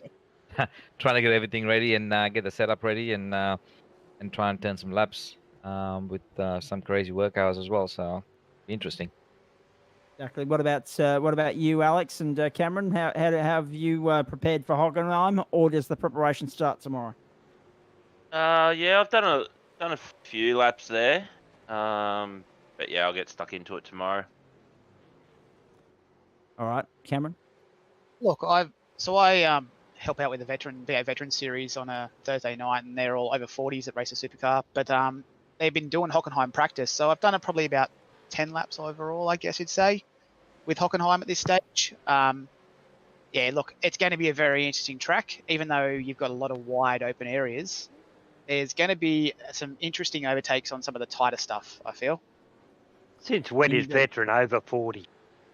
Well, on that subject, Chris Kisby, welcome back into the booth for you, or to you rather, because you stepped out of the booth straight after the race, didn't even get a chance to get your thoughts on what you made of tonight. And while you're here, obviously we'll pick your brain on that. But if you want to throw a question in the direction of the three gentlemen that are on the podium tonight, please do.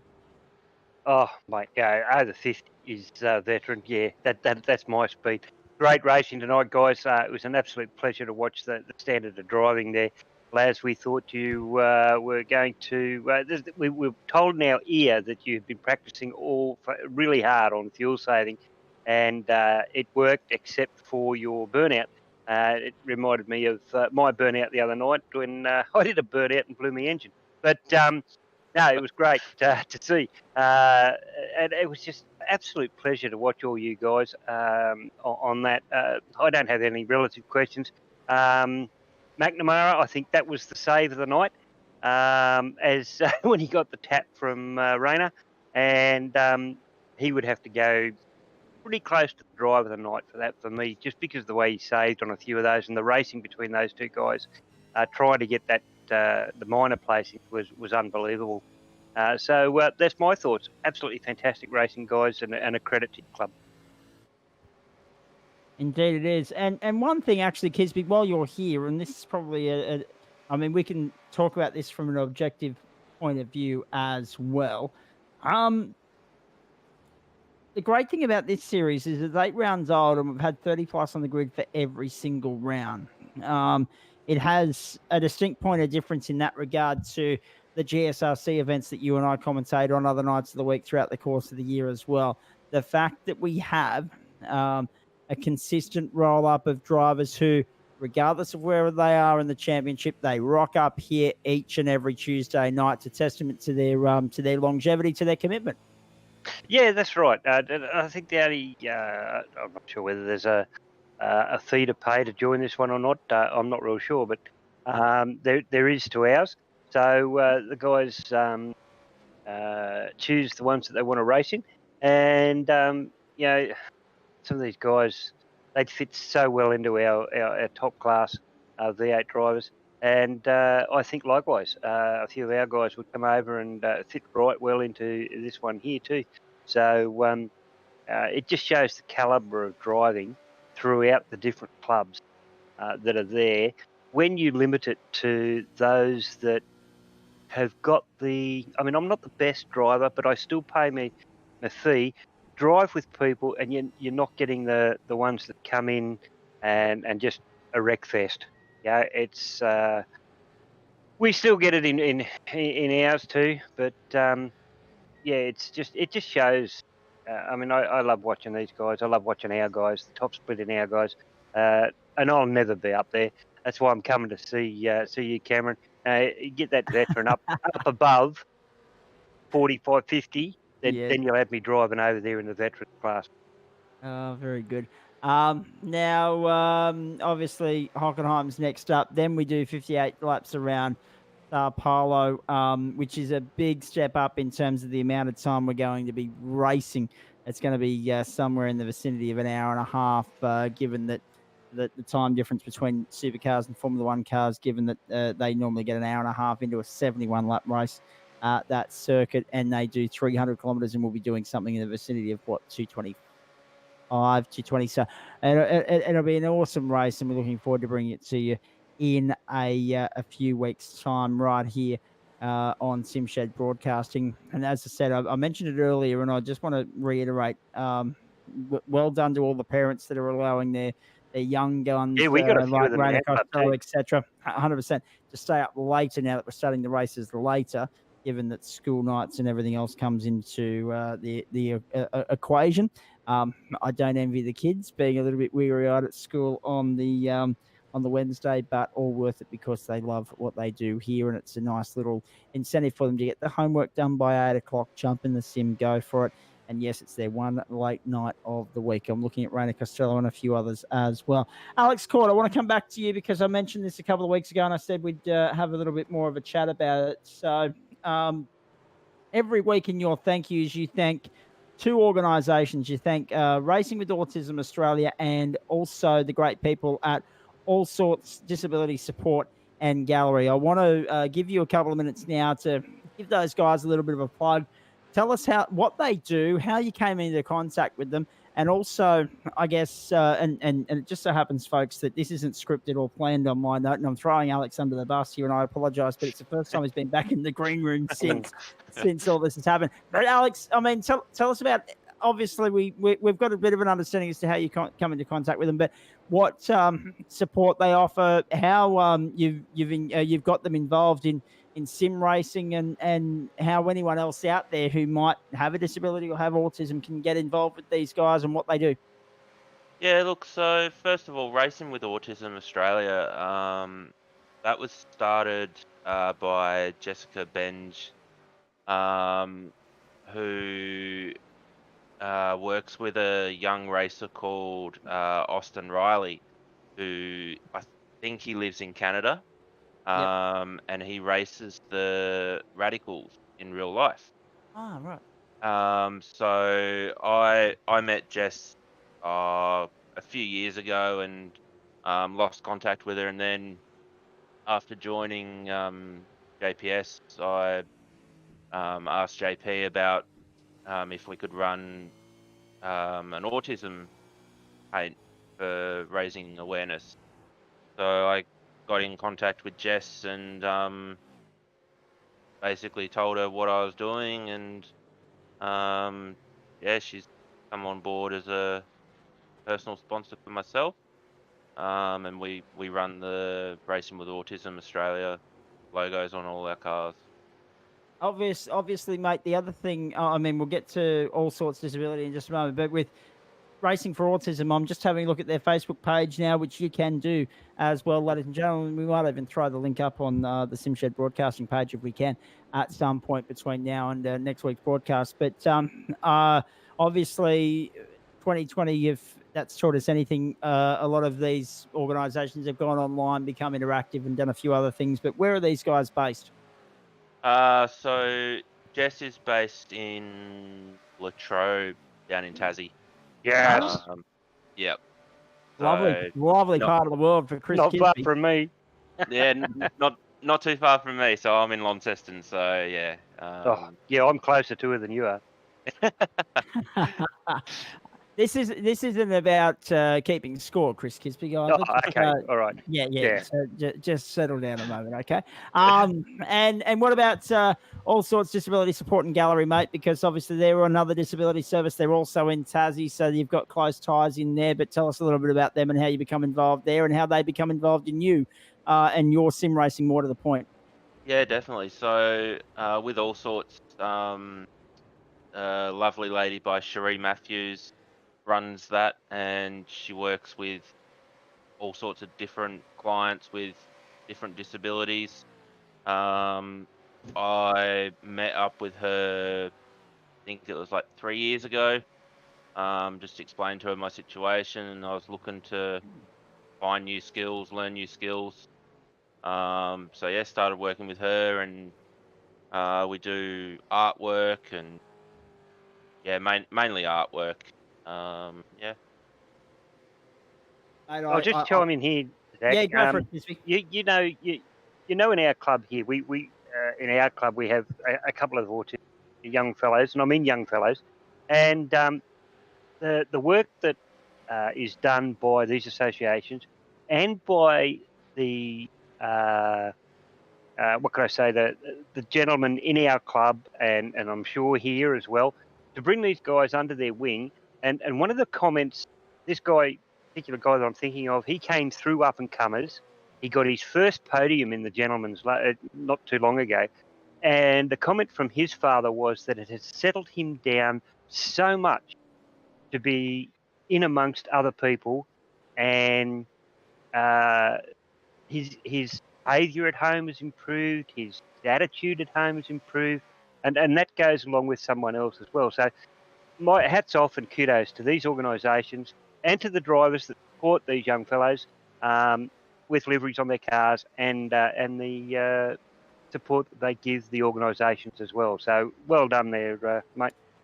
Indeed. Hey, I've got breaking news from the lane for you as well. Simon Chadwick is on pit lane at this point in time and crawling towards his box. He's got about no, seriously, I'm not even lying. He's got about 3 minutes 50 to make it to the box and park it, or otherwise the server ends. We run You out talk of about my commitment. Look at that for commitment. that I tell you what, that's perseverance. Everyone else is down their first one in happy hour, and Simon Chadwick's still in the car on pit road. I love it. Hey, just going back to the sincerity and the seriousness of what Chris Kisby and Alex Court was saying before that. I mean, as soon as I saw it on my list here with the sponsors, and I heard Alex mention it a couple of times in the broadcast, I thought, actually, hang on. I'll come back to it in a moment. Simon Chadwick is parking in his box at this point in time. Oh, well done, mate. Simon Well Chadwick done. add it to his box. He will maintain done. 8th position. Although that being said, if it had been one of the GSRC events where we have like 2 minutes between the race finishing and the server closing, he would have been screwed every day of the week. Yeah, but mind you, in GSRC, we would have pushed him in. Well, actually, that's true too. Whereas in this series, you're not allowed to. I like it. No, just a little bit of background knowledge. Not that I like disclosing this too often, but as soon as I saw disability support services and things being mentioned in our broadcast here, I thought that's something that's worthy of a lot of airtime, because as someone who was born with congenital hydrocephalus, which is an issue with brain, I had brain surgery at 6 months old and 25 years old.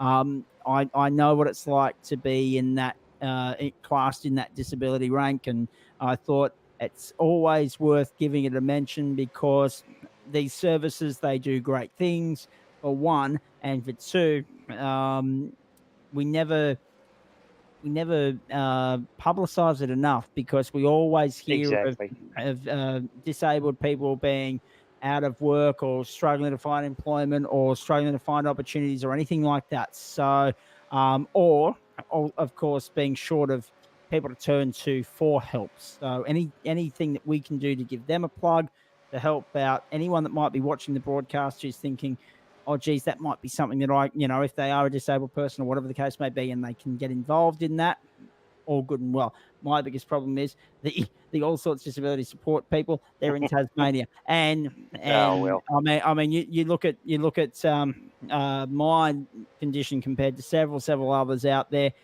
As we watch a replay of Alex just letting Laz on through there, I'm going to come back to that in just a moment. I'm very low range with my condition in terms of I'm fairly self-sufficient. There's only certain things that I can or can't do or whatever the case may be. But there are a lot of people with mid-range, high-range disabilities that need those services and will lean upon them if they And are we made need to available promote and if them they're as well much enough as we can. publicised. Absolutely, we do. Yeah, Hey, why sorry, I run the it's why I run the Man Up for Prostate Cancer. We thank you for your service and things like that on liveries on my cars. They don't get enough recognition, and you'll notice throughout the different clubs there's always some not-for-profit or some organisation that the guys are passionate in, and they put it on their cars to get it out there over the internet. Absolutely, they do. Now, let's press on here. Enough of the sentimentality for the moment. Alex, I'm glad that we were able to give those guys a little bit of a plug. You can go and like their respective pages on Facebook as well, folks, and support the great work that they do. We just watched there a lap ago the replay of you letting Laz on through. You said at the time that it was just a case of not holding him up, but we thought it might have been a little bit tactical in the sense that there was a fair pack of cars chasing him down, now namely Costello, Jones, Veacock, and the like. We thought that you might have been swapping places so that you could be a little bit of an anchor to allow Laz to build the gap, but clearly not the case. Nah, not at all. It was purely because, I thought I was on a different strategy to him. I think at the time I was looking at boxing in the next 4 to 5 laps. So I was just that undercut on everyone. But when I came into the pits, I saw Laz pull in at the same time. I was like, okay.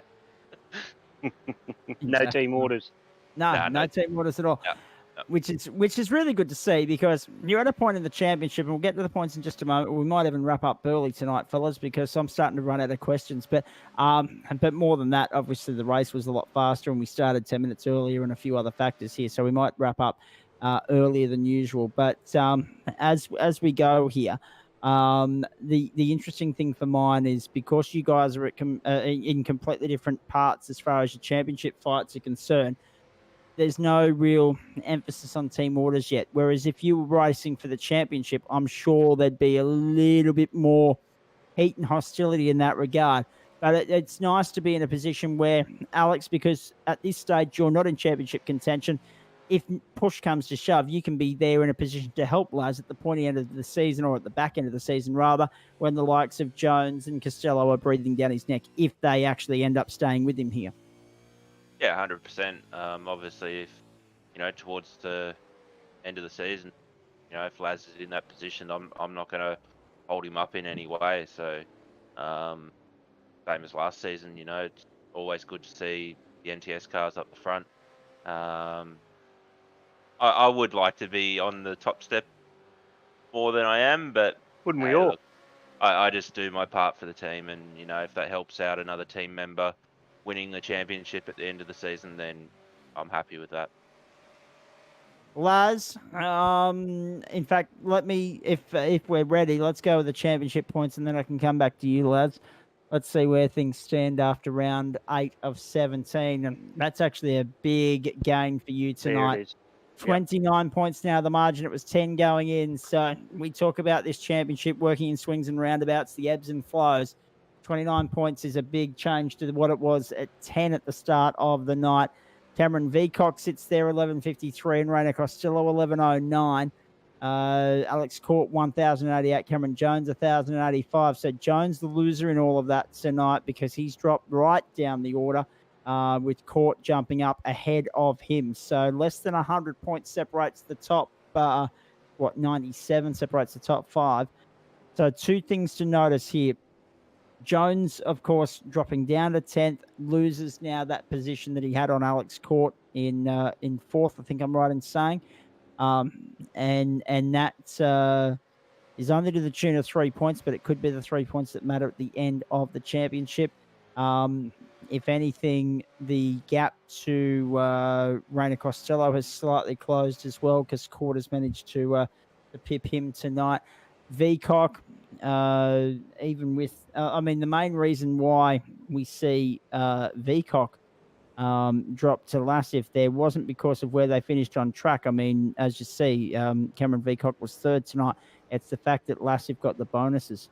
So the two 10-point bonus, well, the two 5-point bonuses rather, Laz got for pole position and for the clean race has helped him in that regard tonight, extend that championship lead out. So what was 10 is now 19. Going forward, lads, I mean, you've got to be happy with how tonight's played out, not just from a race standpoint, but as regards to the championship, because whilst 29 is a huge buffer, it's a lot better than 10 in the greater scheme of things going into what are a challenging couple of weeks for the championship. Yeah, I mean, looking at the points and how everyone's pace is at the moment, every point counts. Having 20-odd points at the moment is a decent buffer for myself. Just got to make sure that I keep getting, keep trying to get those pole positions and clean races and trying to extend that lead. Indeed, that is the case. I mean, Racecraft brings you the championship points, by the way, folks. That keeps scrolling on by. Matt, unfortunately, has now dropped out of the top 30 because he's scored another DNS there, but that's another story for another day. Just have a look at the presence of so many drivers in this championship. That page extends well beyond 40. I mean, in terms of participants in this championship, it is just so good to see 43 drivers have been involved in this championship thus far. Jet Johnson's a notable name there down in position number 42, but he's been focused on real-world stuff in the last couple of weeks. It was great to catch up with him at Morgan Park Racing and Excel of all things at the end of March there. Matt, Sorry. Chris, anything? Sorry, Cameron, you go, mate. Can I jump off? I've got to actually get up to go to work at 2 o'clock tomorrow morning, so I need to try and get some sleep at some point. I don't envy you that, rather you than me. But before you go, mate, we should actually say thank you for coming in and let you do some thank yous of your own, please. Look, I always want to thank the guys in Race Control, JP for the series, and you boys for commentating the broadcast. Some shout outs to obviously Harrop, Parramatta Isuzu Ute, all the boys at USS, Cam Jones. Got a little bit heated tonight, but he pulled it back in. Too Easy Finance, obviously Valvoline, being the biggest sponsor we have, Natrad, and a couple of other guys. Excellent stuff, mate. Enjoy work. Get the coffee brewing, and we will catch up with you next week for Hockenheim. Definitely. Thanks, guys. Have a good night. Great racing, Laz and Alex tonight, and I will see you next week. Thanks, mate. Have a good one. Cheers, Cam.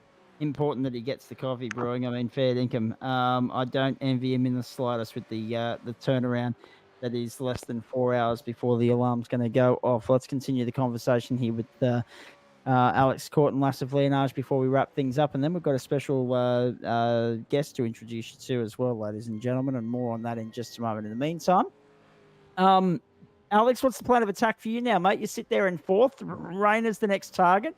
You're just slowly chipping away at it, mate, taking it week for week. 100%. No, like I said earlier, like this week's been a real confidence booster for me. So onwards and upwards from here. You know, I'm not really. Look, I'd love to have the championship, but you know, for me, finish in that top 3, I'm happy. So yeah. And Laz, I mean, you showed tonight why you are the benchmark. Are you phased about any of the venues coming up? Are you phased about, I mean, the pace that Vcock, Jones, and Costello have going forward? Is 29 points a good buffer at this point in time, or would you like to have a little bit more than that if you could? To be honest, coming from the previous season 3, coming into this one, I was a bit worried about my pace, whether I'll be able to stay up the front in the top 3. After the first couple of rounds, I realized where my pace is at compared to the others. So I'm quite confident I can go into any track now and find pace within a week. So shouldn't be too much of a hassle. But these guys are constantly putting pressure. I mean, the last couple of races hasn't been good for me. But it's just about keeping a clear head and moving forward and trying to finish the last 9 rounds without too much of a hiccup. Very nicely done tonight, boys. Bring us home with a couple of thank yous, hey, and then we'll get some final closing thoughts from Matt Davis and if Chris Kisby's back, him as well. Lars, the floor is yours, mate, as the race winner tonight.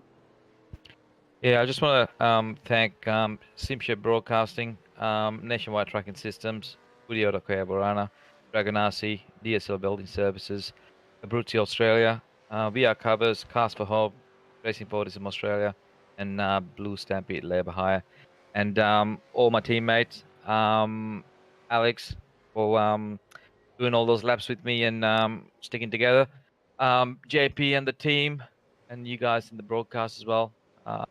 Awesome effort every week. And my mum and dad for watching the race. Thank you. And of course, as a dad, you'll be watching your own boy go round tomorrow night, mate. You must be looking forward to that. That's the one that makes me nervous every single time, not this one. Exactly. Actually, no, it's so true. I had the pleasure, as I said a few moments ago, catching up with Jet Johnson out at Morgan Park. I also interviewed Stephen for our radio broadcast, which, can I give a personal plug at this point in time? You can hop onto 2mce.org, the community radio station down there in Bathurst, New South Wales, and Orange, New South Wales as well, on 92.3, 94.7 on the FM dial, and have a listen to the replay of round 1 of the XL series from Morgan Park right now. Ryan Jones and I in commentary out there. You can actually tune in and listen to that until 4 a.m. tomorrow morning. So poor old Cameron Veacock, when he hops up, that'll still be running tomorrow morning. But the great thing about that is I actually caught up with Stephen and I asked him the question. I said, you get more nervous when you're watching, did you get more nervous when you were watching Dad, when you were in the car, or now when you're watching your boy in the car? He said, no, definitely get more nervous when Jet's in the car because there's less control involved once you send him out there into the unknown. Great stuff. Alex, all yours, mate. Thank whoever you want, please. Yeah, obviously start off with Racing with Autism Australia and All Sorts Disability for their continued support. SimShed Broadcasting, Nationwide Tracking System, Goodyear Auto Care Arana, Dragon RC, DSL Welding, Abruzzi Racewear Australia, VR Cover, Cast for Hope, Blue Stampede Labour Hire, everyone in the team, Laz for his continued help, support, setups, JP for today, had a chat with me, believed in me, and also a massive thanks to my wife, Fiona. I put a lot of time into the sim and probably not enough time with her sometimes, but yeah, thank you, everyone. Mate, most sim drivers are guilty of that. Don't worry about it. That being said, I've enjoyed following the social media updates and watching her at the lawn bowls. Is that right? That's correct, yeah. Very nice. Our lawn bowl season's just finished and she's had a very good season this year, so very proud of her for doing that. I was going to say, is it still the old rule of 1 at each end? Is that how it works these days, or is it half a beer at each end now? For me, it's beers after the game. Okay, fair enough too. Because I was going to say, yeah, it used to be if you went down on a Saturday afternoon, beer at each end, boys, let's go. I was just thinking with the way that society softened in 2021, it might have been half a beer now because it would have been more socially acceptable not to be that plastered. But anyway, good on you, boys. Thank you very much, as per usual. We got a special guest in the commentary box, Matt Davis. His name is Andrew Collins. He's an aspiring sim racing commentator. There's no doubt about that. I want to bring him in at this point in time because he's been sitting here tonight, no doubt, taking notes, listening to Kisby, Davis, and I go at it, hammer and song, and no doubt taking a couple of headache tablets at the end of the broadcast because I've been up in the high volume range on a couple of occasions. But Andrew, welcome to the NTS Super Series on SimShed Broadcasting. What have you made of what you saw on Mosport tonight, please? If he's there, you there, Andrew? Might have an issue with the push to talk button. I'm not sure. Maybe. We'll have to get back to him. That's okay. We might have a chat to him off air. Who knows? Matt, on that note, let's come to you. as Kisby's out on Smoko, no doubt. Driver of the night Tenth one nomination for you, please. tonight. Look, driver of the night, Simon Can Chadwick. you hear me now, boys? Straight off the bat, driver of the night, Simon Chadwick, getting home on. Yes, no, I'll give him driver of the night for the last time. He struggled to make it home there, and he made it home with just under a couple minutes to go. So, but other than that, the main driver of the night, look, it's definitely a tough one, but definitely Alex Court coming back, buried down in the top 10 there, to come back up into second place. That is an absolute stellar drive, and probably the next stellar drive for me would be my teammate, Jacob Brewer, down in ninth. He had an awesome drive up 8 positions as well. So they're a bit of a 3 drivers of the night right there, but definitely the biggest ones would be Alex Court and Jacob Brewer for me. Very, very impressed with Alex Court. Also very impressed with that car that was parked on the side of the road that managed to limp its way back to pit lane so that we didn't get a safety car on the later stages of the race as well. But yeah, Alex Court dropped to 6th on lap 1, 40's way back to finish second behind Lassif Leonage, another team 1-2. Andrew Collins, we have got you now. Welcome in, mate. Thank you very much, mate. It was awesome to watch. I've raced with a couple of these guys before, Blake Urquhart and Steve Vella and Laz and that, and it's no surprise why they're so quick. That's exactly right. But yeah, what'd you make of the overall show, mate? Yeah, very good. You guys are very good at what you do. Very entertaining.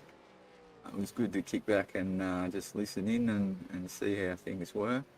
Really enjoyed it. Looking forward to having you come back and tune in tomorrow night, because Matt takes the lead tomorrow night and I play the understudy role, and I'm looking forward to that immensely because and this is the thing, folks. We're always trying to recruit new staff to the SimShed broadcasting team because we're not always this readily available. At the moment, I'm on a 2-week break with GSRC commitments, as Chris Kisby knows. But then when we get back there, I don't know whether we're broadcasting 3 or 4 nights a week, what's going on. Monday, Wednesday, Thursday, Friday was the order of the day during season 1, which meant I wasn't available on Wednesday nights for SimShed. That being said, of course, Matt Davis was teaming up with the great Aidan Schultz, who has now gone on to other ventures as well. So if all goes well for young Andrew here, he'll be on board with Matt on a Wednesday night. Kisby and I will keep rocking and rolling on a Tuesday night, but also looking towards leaning on both of you probably for those up and coming enduros across the rest of the season. No doubt I'll be there, mate. Of course you will be. But there's a big enduro coming up at the end of the year, and I'm not sure the date of that just yet, but I'm sure I'll get that from JP in due course. There's a Goodyear Auto Care run of Bathurst 1000 to look forward to at some point later this year, which, if it's anything like last year's, will be worth the price of admission for 8 hours of action. And we're looking, that's going to be a massive day. I remember last year, just getting up at 6 o'clock in the morning, because again, being on backward time up here in Queensland, it was a 7:30 on air start instead of an 8:30, because 8:30 seems much more pleasant, doesn't it? And we rock and rolled all the way through the day. Yeah, I know. Rock and roll all the way through the day. About 8 hours later, I had my first pit stop. Everyone else had gone in and had pit stops and driver changes and everything else. I had not moved from behind the microphone for that time. So looking forward to that all again later this year, probably the end of November, the start of December. On the subject of tomorrow night, Matt, and a final thought from you. What do we have to look forward to tomorrow night? Because it's round 8 of that championship as well. Goodyear Auto Carolina V8 T2 E Series. That's it. We'll get JP to bring it up on screen for you guys. The Goodyear Auto Carolina V8 T2 E Series, the up-and-coming drivers for the, or should I say not the up-and-coming, but the guys who back it up for the big guns on the Tuesday night. Tomorrow night, 8:30 p.m. Australian Eastern Standard Time. We are heading back to Mosport for, I believe it's a 26 lap race. Memory serves me correct. So 26 lap race for the boys there. So, and they have really been turning the heat up every week. They are getting better and better and better. It's almost like watching the Super Series on your Tuesday night. So those boys are really starting to turn it on, and it is getting awfully close for the championship out front. I believe Kai Turner actually dropped the spot last week due to an incident. So definitely starting to heat up and get interesting, mate. So you'll be a bit out of tune, but I'm sure you'll come up to terms pretty quickly, considering you'll have tomorrow night and also next Wednesday night as well. But then obviously we come back for Tuesday night for the Super Series as well. Yeah, So no, yeah, it's Super Series next Tuesday night from Hockenheim. Next Tuesday night, 8:20 actually that'll be. Those times will change there because the race actually starts at 8:30 for you, and the Goodyear Auto Carolina T2E Series coming up tomorrow night, same time, same place. From Mosport in Canada, our second and final trip to the Northern American country for this opening season of 2 for 2021. That'll just about do us, I think, boys. That's been a lot of fun. Mate. I've got That's an early been morning useful. work as Yeah. well, just like VCOX. So I'll be definitely taking a couple stripsels before bed due to the action pack race and getting the 9-eyes in, I think. Gotta say, 100%. I'm boys. not far behind you at all. The one thing I will say here too, boys, is I've had I worked 20 days straight there, the last of which was Easter Saturday, across sim racing and real world stuff and radio and a few other things. And one thing I've noticed as soon as I drove in the driveway from Maroochydore on or Bly actually on Sunday morning about 10:30, I sat down to watch the 6 hour and I was asleep. It was just my body clock has shut down over the last 3 days, and it was an effort just to get the energy pumping for tonight, but certainly well worth the price of admission here. You shouldn't be disappointed by what you've seen tonight, and if you are, well, take a running jump because you're very difficult to please. Major You guys- sponsors: Nationwide Tracking Systems, Racecraft Simulations, and Blue Stampede Labour Hire. We must thank them for their ongoing support of the NTS Super Series, Hybrid Racing Simulators, PJM Parramatta, Dragon, RC, and also a Britzy. Track cams for Gourmet for the track camera packs that you see at each particular venue we visit. And, of course, the Melbourne Hydrographics Depot are the sponsors of the NTS Triple Crown in 2021. I believe Andrew was chiming in there. Did you want to say something more before we sign off, mate? Oh, yeah, just that you guys did an awesome job. I don't think I've ever seen a V8 race without a supercar, without a Safety car? safety car before. I'm still You're really already impressed. rubbing off onto Andrew, Zach. Jeez, he's only been in the broadcast for one race, and you're already rubbing off on him with lots of words. Losing my voice. I'm still really impressed with that McNamara save 3/4 of the race.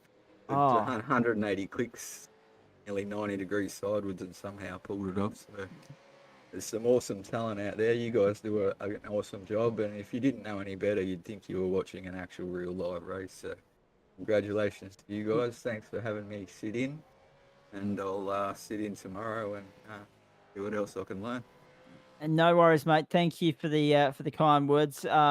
None of which were paid for by SimShed Broadcasting, ladies and gentlemen, I have to say, or pre-scripted or anything. But no, you're right. So many people will tune into the iRacing platform these days, and unless they know the updated paintwork on sign writing or pit walls or anything like that, they'd assume that they're watching a real life broadcast, and that's testament to the quality of the iRacing platform, but also the quality of the graphics pack that JP and his team have put together. So with that in mind, we're going to give ourselves about an 8-minute early mark here, folks. Thank you very much for your company throughout the course of the evening and throughout the course of the season thus far.